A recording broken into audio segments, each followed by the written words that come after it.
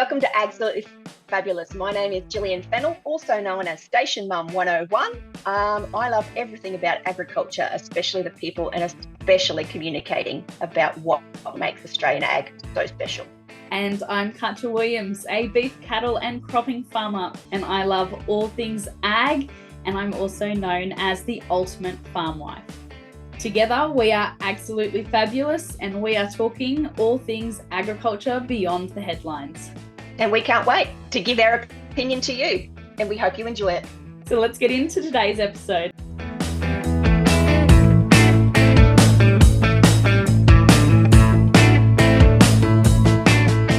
Welcome to Absolutely Fabulous, episode 16. Today we're going to be talking about the National Farmers Federation priorities for an incoming federal government, specifically the Australian-made logo versus the push for an Australian-owned logo.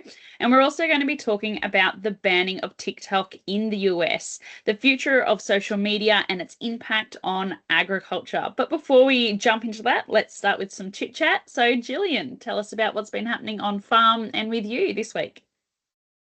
Not a lot happening on farm. We did a little tiny bit of mustering with the chance with the cooler weather and trucked some cattle away. And other than that, it's been really, really hot over the last couple of days. So I've been washing the doonas because when it's 45 degrees, it's a really good opportunity to wash any heavy blankets because then they get the opportunity to dry. Other than that, it's been pretty quiet here, but you've been up to a lot of stuff, Katja. So let's hear about what you've got. I have a lot on my list, guys. So if you start to get bored with me just droning on, then please feel free to jump into the discussion and fast forward. But otherwise, I've got a few points. I'm going to add quite a few links in the show notes this week. So I think the first thing I wanted to cover is I've learnt a lot from having 4 babies on farm. And so the main difference with this one is that I've actually taken the full 6 weeks to actually just focus on me and Bub and just do like around the house and homesteading jobs. Whereas with my first, I was back on the bike mustering at 5 days postpartum with him strapped to my chest, and then on the drought feed at day 7. And then, we were in the middle of harvest with number 2. So then I just jumped again straight into one of the vehicles or straight on one of the bikes with both the kids to do all that. So this time I was like, no, I'm getting older. My back hurts. Like I got to take the rest. So that was a bit of a personal update I just wanted to mention to our rural and urban listeners. At the end of last year, I actually sat down and recorded an episode with another podcast called The Ducks on the Pond. So you may know that with Jackie Elliott and Kirsten Diprose and their new host, Jen McCutchen. So I had a good chat with Jen, and we did an episode on making friends. Actually, what's the actual title? I'll look it up. Making friends when you're new to town or expanding your social circles. And we spoke about, those little 1%ers that you can do when you're either new in town or wanting to extend that circle. So whether that is starting small and just chatting with people who you see all the time, like your service station attendee or the person at the grocery store, whether that is, for me, that's turning up to an event early so that I don't feel so overwhelmed with the group of people that are there, and I can just slowly introduce myself to a handful of people. I find that much easier. And then actually making the time to invite people to the farm. So I find like if I'm inviting someone to the farm, I'll try and only invite one couple or a handful of couples who I think will get along really well. And then you've got that more one-on-one time to actually deep dive into a chat that's not just pleasantries. And then you can really sort of get more into, so how are you actually going, or knowing more about them and the community that you're a part of. So that's a really good chat. So I'm going to link that below. And that episode was actually sponsored by the incredible Dimity Smith from Grow Rural. So many superstars in Australian agricultural, like we've got Kirsten, we've got Dim, she also does conference organising and all stuff. Like, there's so many talented, exciting women. Oh, and yourself, obviously, but like, there's so many. And it's just, I really love the environment. It's this friendly, collaborative, supportive, and we all have our own preferences and niches and stuff like that. And we're supportive of each other, even when we're up against each other, maybe for same jobs or whatever. It's like, oh, but they got it, and they're going to be awesome. And I think that's what I really enjoy about it, actually. Yeah, it's the cheering on, it's the support, and it's the networking opportunities that you get from that. Because Dimity's actually got some funding through, I believe it's the Rural Woman, and they're rolling out digital technology workshops, which was announced in the recent newsletter by the Rural Mum, and it's titled 9 Business Building Events You Can't Miss in 2025. Now, what's really exciting is I want to point you to 4 of the workshops that I will actually be running and hosting. So for those watching on the video, not watching on the video podcast, Jill and I just did a little dance there. But I will add that information and those links in the show notes. But basically they cover streamlining podcasting for rural businesses and the use of AI in those. So there's 4 different workshops for 4 different audiences. 3 of them are online and 1 of them is in person in Dubbo at the Dubbo Exchange. So I will add all of that in the show notes.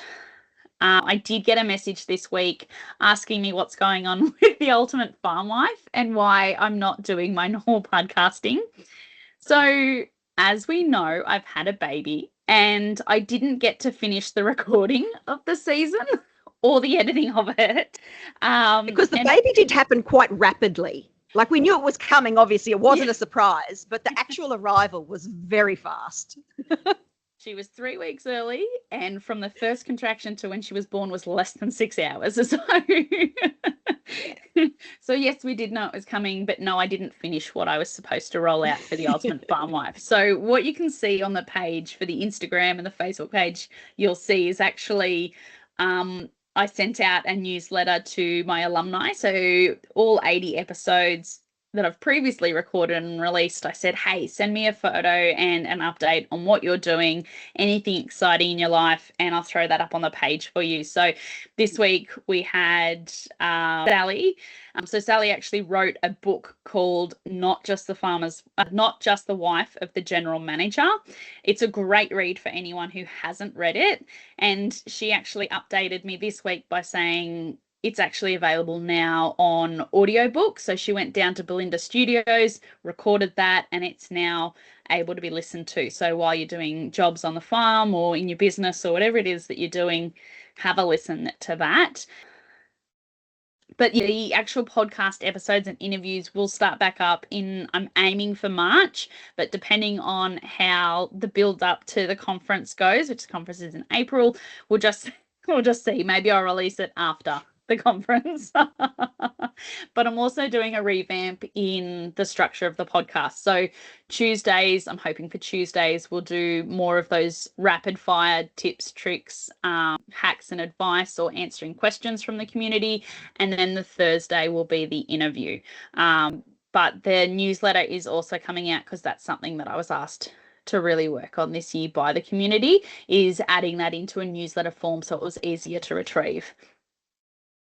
But that's probably all for me, because I've taken up a fair bit of your time. Thanks for listening.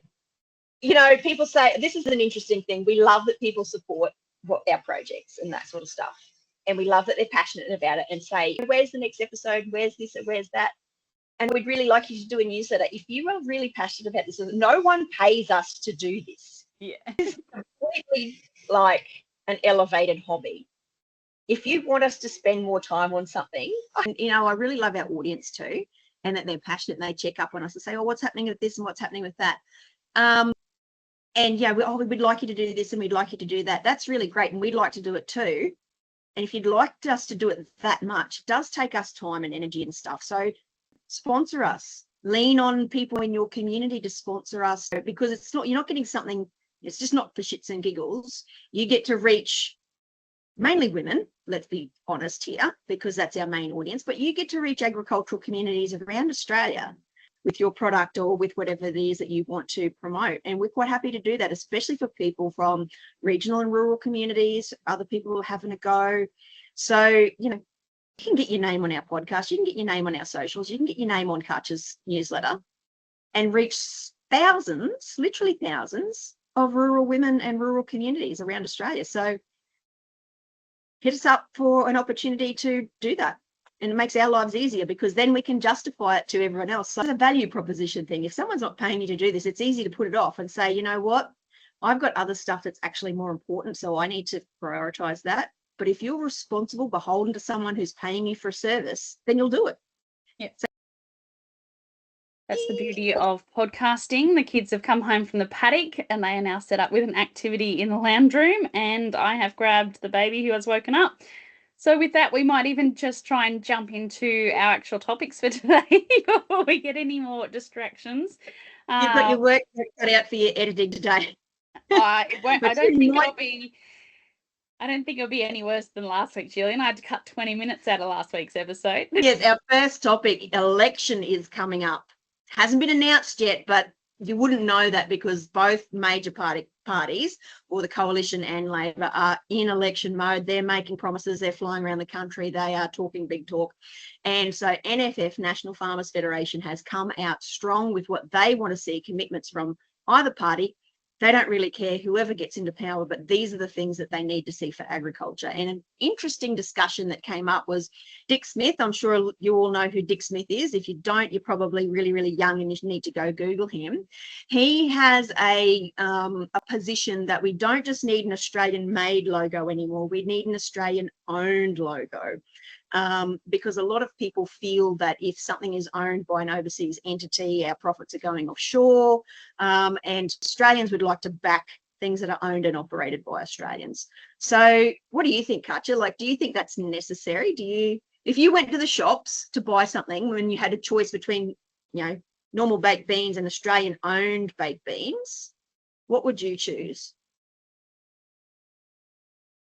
I don't know, because I have an issue with labelling. I think where I completely agree with him, where we do need an Australian-owned logo, is the fact that I didn't realise that internationally owned, run and operated companies who were taking their finances out of Australia would actually still have the Australian-made logo on it. So that's where I have my issue, because if you're putting an Australian-made logo on it, when it was bought, I think it was initially bought in by, correct me if I'm wrong, was it the Hawkins government? And then it was redone by the Howard government. And when they first bought it in, you had to be an Australian company and it had to be Australian products to be Australian made, and now it seems to have blurred the lines. So 100% get that we need to either unblur those lines and go back to you have to be Australian run, Australian operated using Australian product, or that it has to be under a new label. And it relates to ag in the sense that people like to make a big deal, and we did cover this in one of our previous podcasts, about how much ag land is owned by foreign entities. And so do those then commodities that they produce, like, are they Australian made? Because they're owned. But then you think about in ag, a lot of those foreign owned companies are really big employers in the ag space. So it gets someone that on social media, of course, because that's where I live, made the point like, okay, an election / government issue, or is this something that industry needs to sort out for itself? And I think there's a lot of people who will latch onto this and try to push it as an election issue because it's feeding into that sort of national pride sort of thing that we just saw echoed over in America and in the UK. It's like, oh yeah, back British, you know, buy this, do that, it's all, you know, for our nation, that sort of thing. So can Australia afford, because we're a net exporting nation, can we afford to upset all these other people by being so, Aussie, Aussie, Aussie, for the sake of what? To make ourselves feel better? Like, it does seem really simple, but I think it's actually quite complex and goes further into these sort of discussions about investment versus ownership and all that sort of stuff. And yeah, it's not an easy one, but I'm of the opinion that I don't think it's the government's job to do these sorts of labelling and those sorts of things. I think it should be an independent body. And if ag has a problem with how that independent body operates, then they need to get on those boards, on those committees and agitate for it. And other things that, well, one of the biggest things that NFF is calling for is the acknowledgement and investment in roads and telecommunications and childcare in regional and remote areas, because, we've just trapped cattle it's not great. And we've only got 75 k's of dirt, and that's our problem. But the Stewart Highway is not fun. I've just been on a drive over Christmas, went down to see Mum and Dad. We did a little bit of driving around the Flinders Ranges and around the Adelaide Hills and stuff.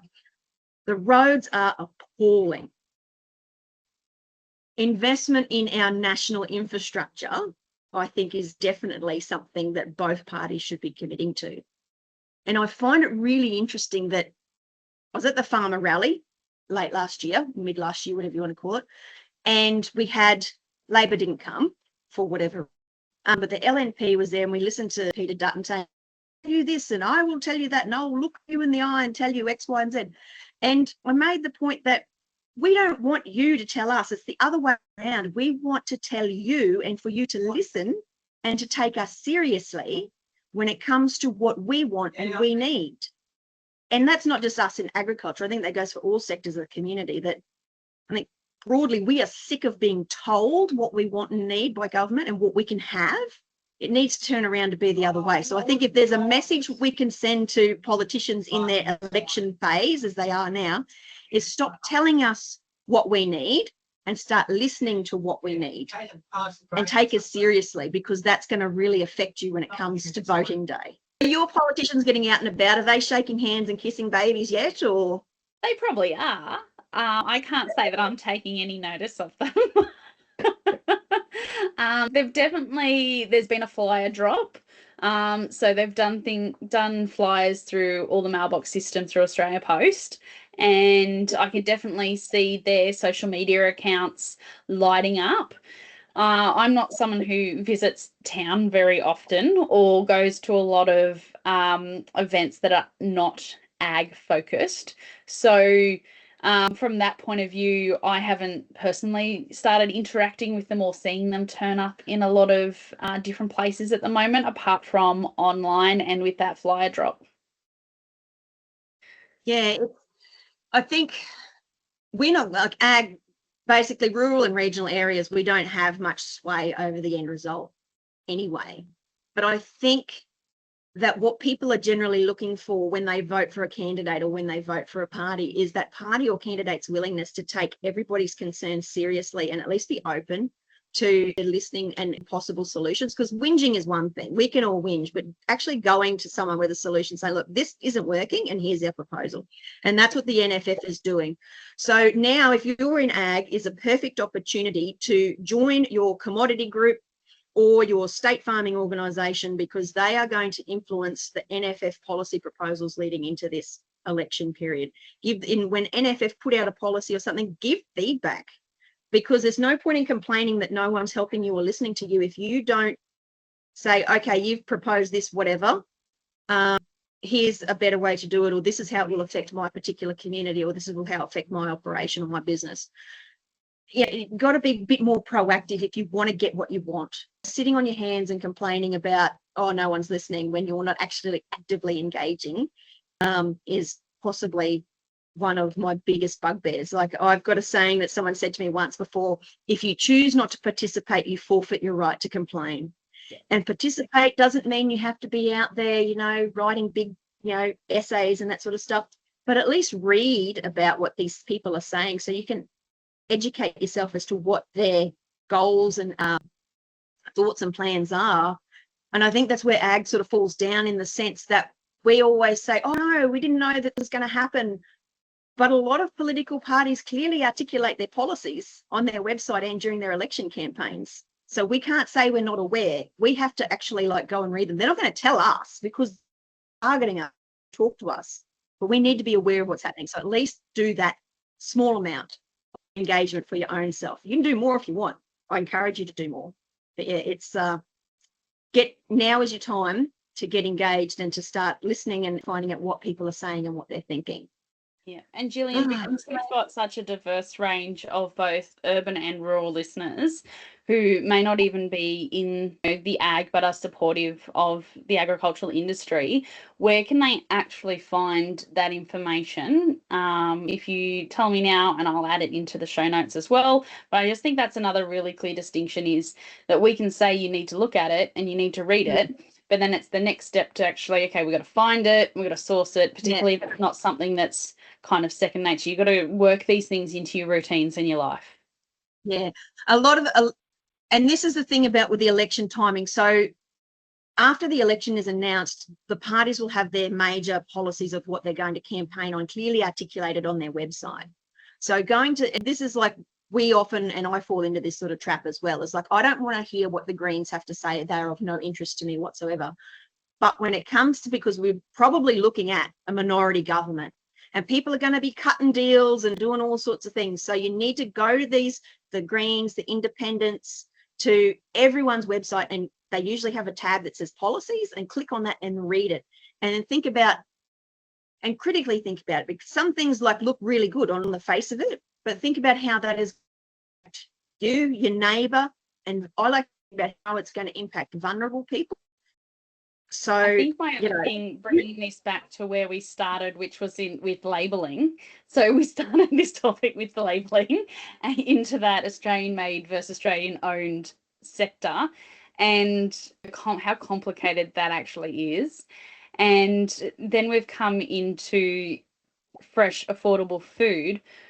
Again, with labelling, one of the issues that I have is labelling should be very simple, very easy, and very clear on what is and is not in the food. And so I think there are more work that we can do on labelling. But if you guys want to hear more about what Gillian has just brought up, whether you want to hear more about the other two pillars that the National Farmers Federation has brought in with childcare and what was the other one, Gillian? Roads. And roads. Roads.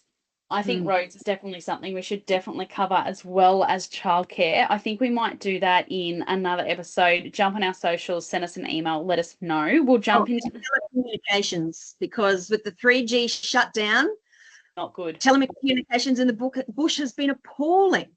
Yeah. Jump on our social, guys, and let us know what phone service is like on your place, because I have to Wi-Fi call at our house. Since they've dropped it out, we get no service at the house. So luckily we have Starlink. Shout out to Elon Musk, because if we did not have Starlink, our NBN connection was patchy as hell, and we now have no cell service. We've gone back to radios. We are not far from a major city, and we cannot get consistent, reliable service. So I think that's definitely something else that we should do. But we should jump into the middle of our episode. So this is where we do questions and answers. It's also where we do our Ag Fab of the week. So if you're looking to come on and sponsor, then this is another section that you can sponsor. So you can sponsor each of the topics. You can do the Ag Fab. You can do the start or the end of an episode. But Gillian, was there any questions or anything that was raised on the socials this week? So over Christmas, we did get a message on our Facebook, which I haven't responded to in person. So very, very sorry. I will get around to it. Asking about, because we're talking about food additives and food safety and that sort of stuff. And do we think that modern food is leading to the rise in health problems and in cancer and all those sorts of things? And because we are using sometimes as novel technologies, you've got your ultra processed foods, et cetera, et cetera. The answer is, I don't think that modern food has sort of that much to do with it, given the fact that the things that are in food and in the environment and that sort of stuff that cause cancer and that sort of stuff are so minuscule. So the dose makes the poison, like, and we know the sun causes cancer, but we don't stop going outside. Coffee's been proven to cause cancer, but we don't get too worried about that. Yet a lot of people are really worried about agricultural chemicals. But, you're exposed to such a tiny amount of it that it doesn't, I don't think it's, the reason I think that in modern society, we are seeing a lot more incidences of cancer and dementia and Alzheimer's and those sort of things. We are just living a lot longer than we used to. And detection methods are a lot more sophisticated. So these things are getting picked up a lot earlier. Whereas, back in the day, even 20, 30, 40 years ago, you might feel a bit off and you go to the doctor, oh, sorry, you've got stage 4 bowel cancer. Show's over, can't treat it effectively. Nowadays, you feel a bit off, you go to the doctor and they pick it up instantly and they can treat it with whatever methodology. The surgery methods are so much more sophisticated. The same goes for sort of like Alzheimer's and dementia and those sorts of things, because people are just living a lot longer. I think agricultural chemicals are probably the least of people's concerns when it comes to things that might be impacting their. And again, it's such a small, tiny amount of stuff. And what a lot of people get at those sorts of chemicals and those sorts of processes, that are really expensive. We're not out here willy-nilly just spraying it on there for no reason and putting on heaps more than we have to, because it takes time, it takes money, it takes energy when we could be doing other stuff. We're using a bare minimum to get the best result.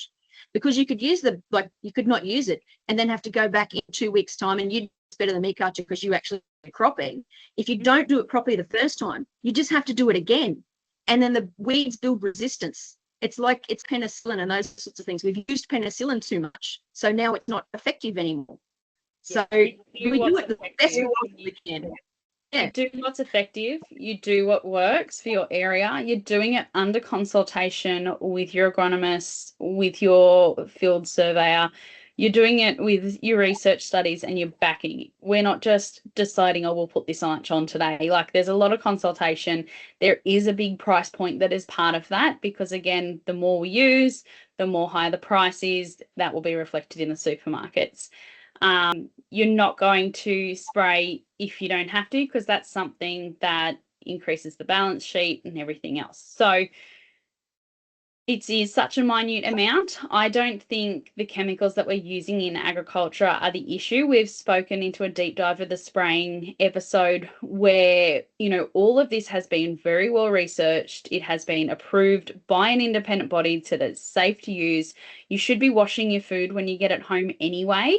If you're worried about your health, then stay away from ultra-processed foods. Eat good, nutritious whole foods that have not been processed.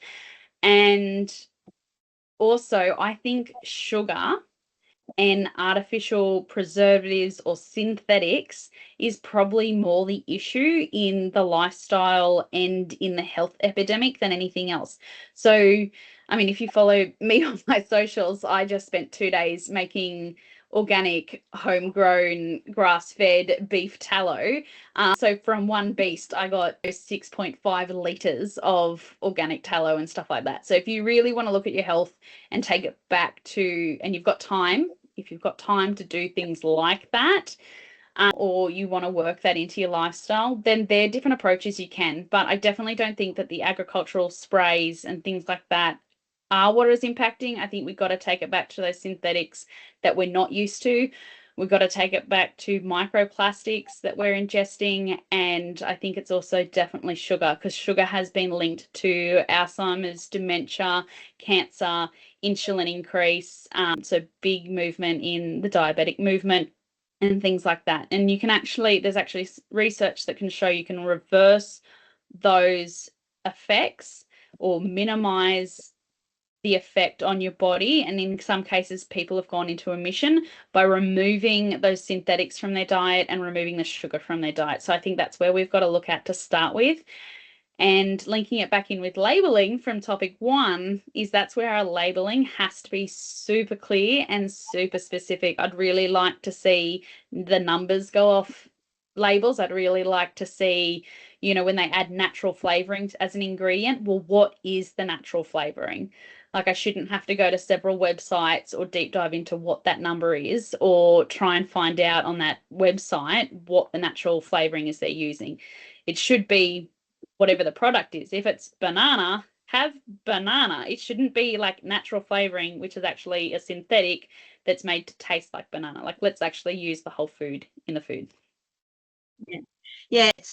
And it's, there's nothing against, whenever you make a product out of a food, there's a lot of byproducts and waste, and then we can use technology and science to turn those into useful things. That is a really good way to cut down waste and that sort of stuff.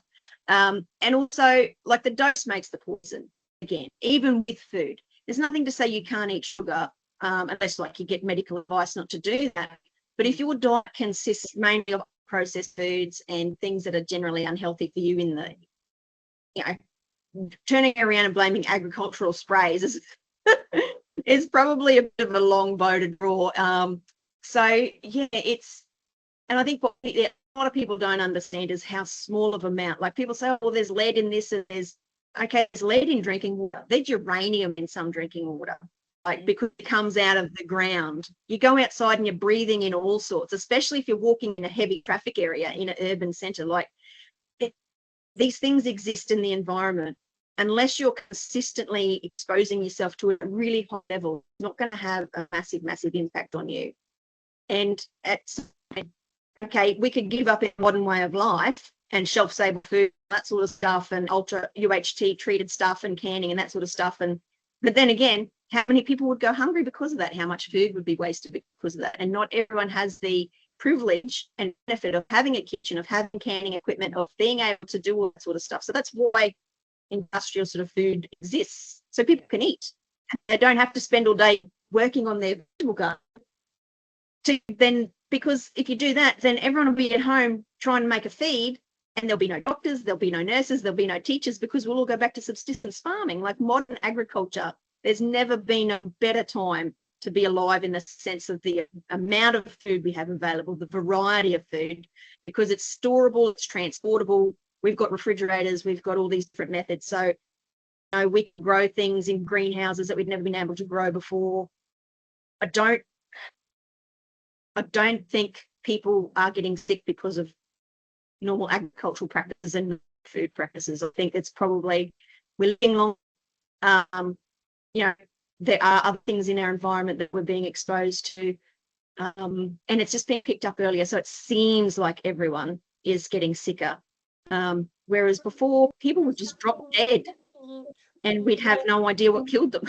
I think we've both answered that question fairly well. I hope that was the answer they were looking for, because when you do submit questions and answers, I guess it is our opinion that we're answering them. So thank you very much for asking that.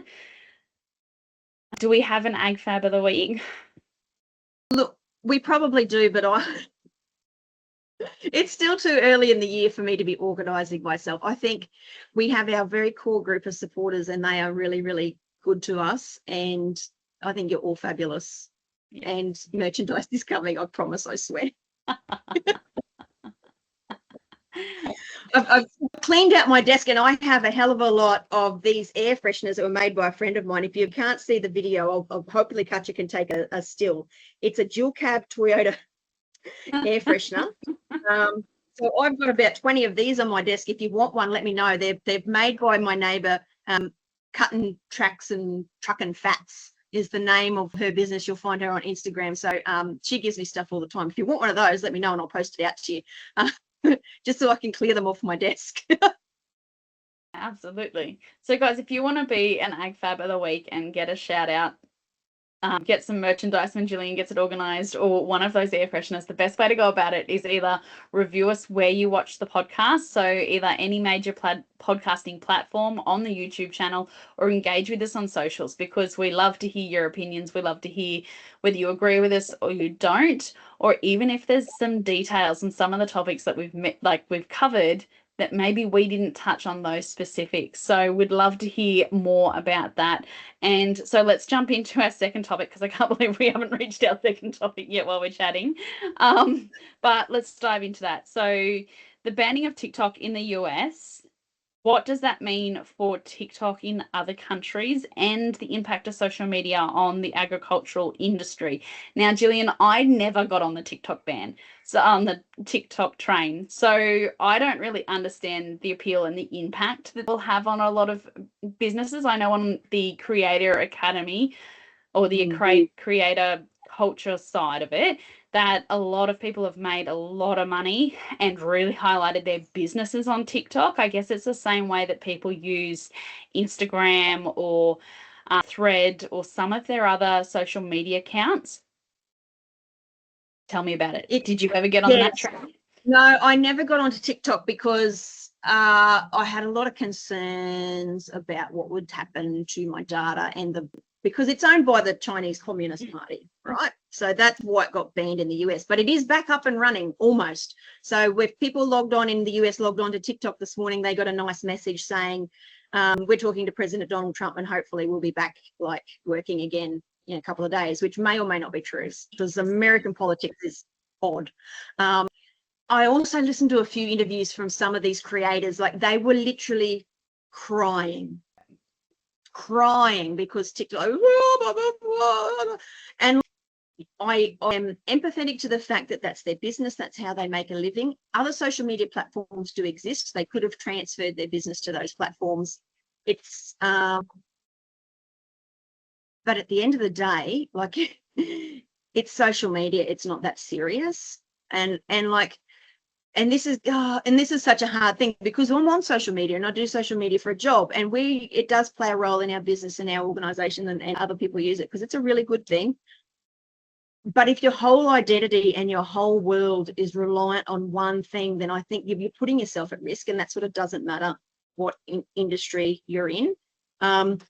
So it's a really interesting thing. But I think I don't think it's going to have much of an effect on Australia, because we still have TikTok. I don't think our government will be fast to ban platforms completely, even though the Labor government did do that stupid thing about they're going to ban people from under 16 from social media, which will never work, which is just a nonsense and a complete waste of time, energy, and money. A lot of people in Australia are saying it's really nice on TikTok now because all the Americans are gone. They can actually just have their own talent.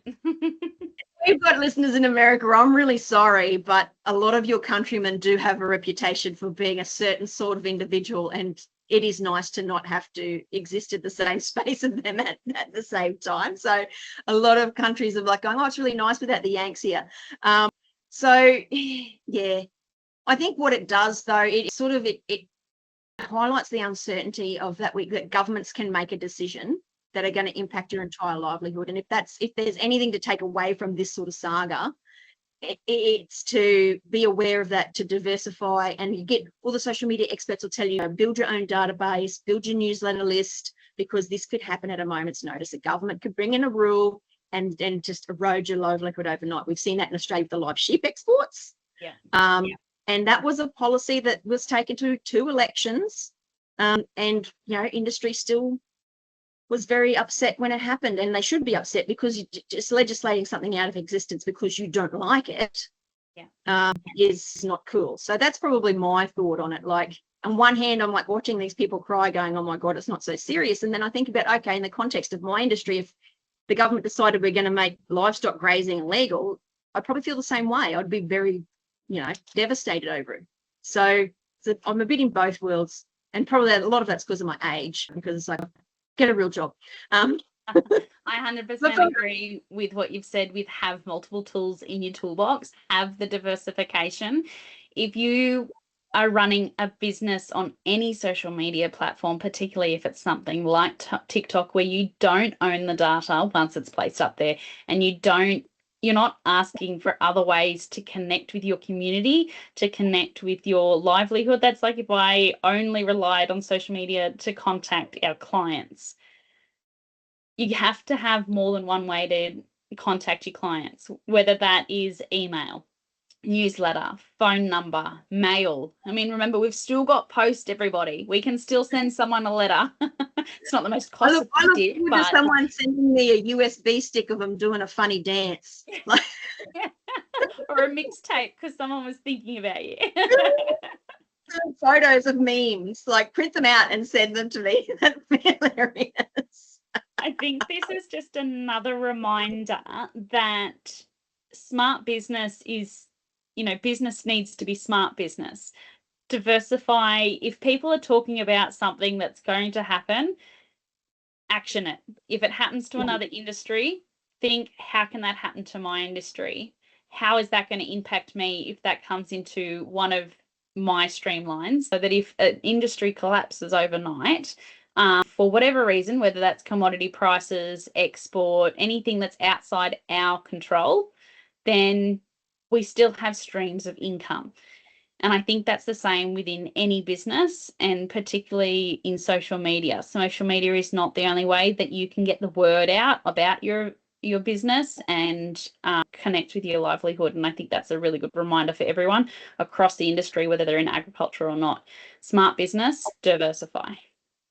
Yeah, I think it's a good warning sign too for Australian ag, especially, is like, so they ban things like paraquat and stuff in the EU, and then they seek to impose those same bans in Australia. If it's banned overseas, there's a really good chance it's going to happen here. And again, it's that sort of, you need to engage, you need to, and it's hard. We've all got full-time jobs. We're all doing other things as well. We shouldn't have to worry about international politics, but we do, because that impacts how we run our own businesses here in Australia, because our politicians of whatever colour, whatever stripe, whatever party, cannot be relied upon to make sensible decisions, because they only care about one thing, and that's being re-elected.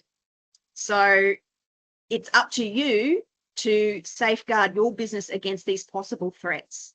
And if you think it's a big enough deal, if you think it's a big enough threat, and you join your local commodity, join a commodity group, so cattle council, sheep producers, wool producers, grain producers, join a state farming organisation, because it's literally their job to do this sort of stuff.